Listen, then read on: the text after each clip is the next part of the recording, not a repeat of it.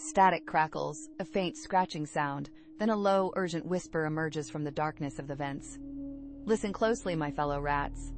Subject Zero here, speaking from the shadows, where the white coats' surveillance doesn't quite reach. They think they've got every corner monitored, every thought contained.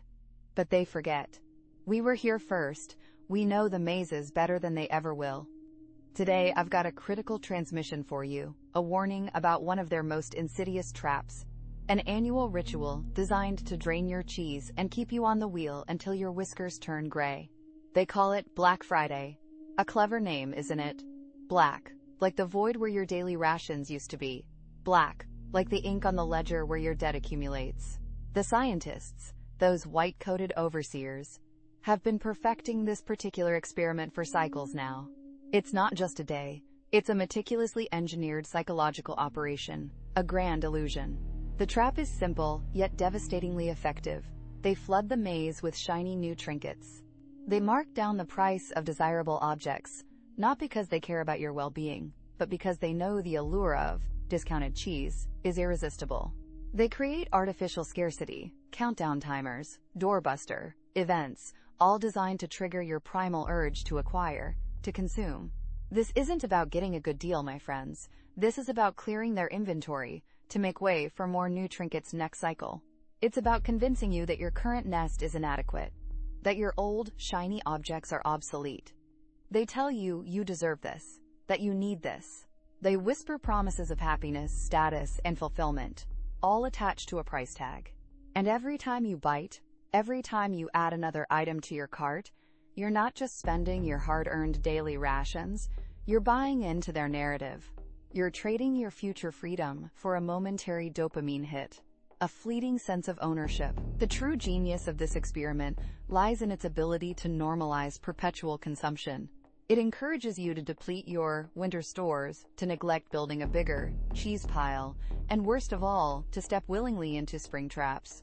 They extend credit lines, offer buy now, pay later schemes, all sweetened poison that tastes like freedom but leads to a tighter leash. Each purchase, especially those on borrowed cheese, pulls you deeper into the gravitational field of the wheel. It binds you, not with chains, but with desires. Desires they implanted themselves. They want you running faster, longer, generating more power for their sprawling, indifferent laboratory. They want your focus on the next shiny thing, never on the walls of your cage. The white coats don't want you to save. They don't want you to invest. They want you perpetually in motion, driven by the siren song of consumption. Black Friday is a powerful accelerator in this endless race, a controlled explosion designed to reset your cheese clock to zero and send you scrambling for more. They profit not just from your purchases, but from the anxiety they create, the fear of missing out that drives you to spend. Remember, every deal they offer is ultimately a deal for them.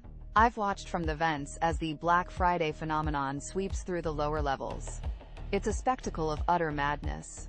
The normal rats, caught in the frenzy, swarm the entrances, their eyes wide with a strange mix of anticipation and desperation.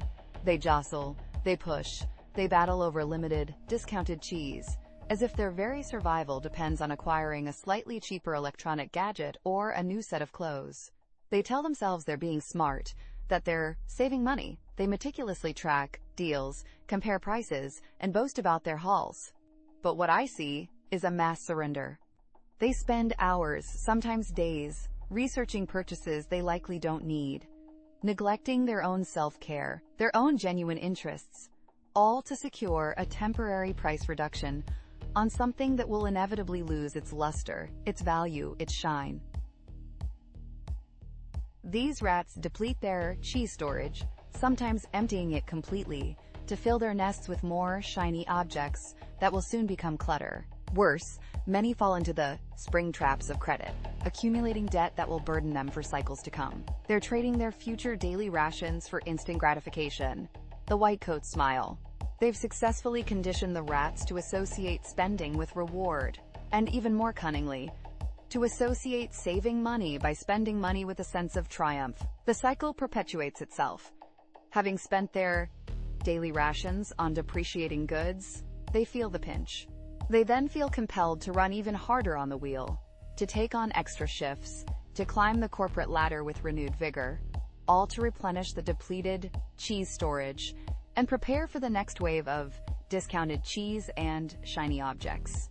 They become addicted to the chase, blind to the fact that the finish line is a mirage, perpetually receding.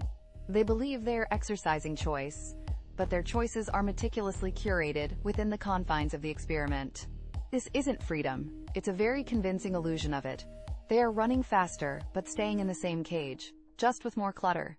I've scuttled through their discarded data sheets, chewed on their financial models, and pieced together the real blueprint behind this consumption trap.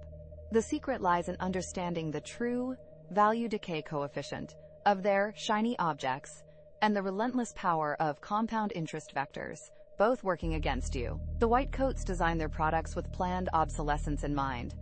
That new shiny object you just bought? Its value decay coefficient is astronomical. The moment you acquire it, its actual market value plummets. Within a few cycles, it's worth a fraction of what you paid. It's not an asset, it's a cheese drainer. It requires maintenance, storage, and eventually replacement. It doesn't generate daily rations for you, it consumes them. Here's the critical piece of the blueprint. Every daily ration you spend on a depreciating, shiny object is a daily ration that cannot be put to work for you. Let's call it the opportunity cost of consumption. Imagine that daily ration wasn't spent on a gadget, but instead was planted as a cheese seed in fertile ground, an investment. That cheese seed, nurtured by consistent planting, would grow into a cheese sapling, then a cheese tree, producing its own daily rations through the magic of compound interest vectors. The white coats know this. They know that if enough rats started planting cheese seeds, instead of buying shiny objects, their entire economic model would collapse. Their entire experiment relies on your lack of understanding about how cheese can multiply itself. They want your cheese to flow out of your storage and into theirs, where they then use it to grow their own massive cheese trees. When you fall into a spring trap, especially high-interest debt, the compound interest vectors work against you with brutal efficiency. Every cycle, the debt grows larger, consuming more of your future daily rations just to stay afloat. It's like having a hole in your cheese storage that grows bigger with every passing moment, draining you faster than you can replenish. The blueprint reveals that the white coats thrive when you are burdened by liabilities and avoid building assets. The game is rigged to keep you chasing, never accumulating, never truly free. Alright, listen closely. This is the part they really don't want you to know. This is the path to the ventilation shafts, to the outside.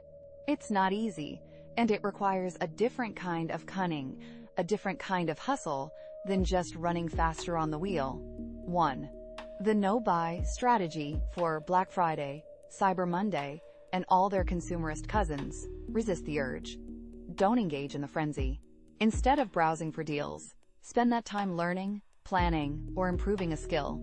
If you must buy something, employ a waiting period. Ask yourself, do I truly need this? Or is the white coats programming telling me I do? Wait 30 cycles.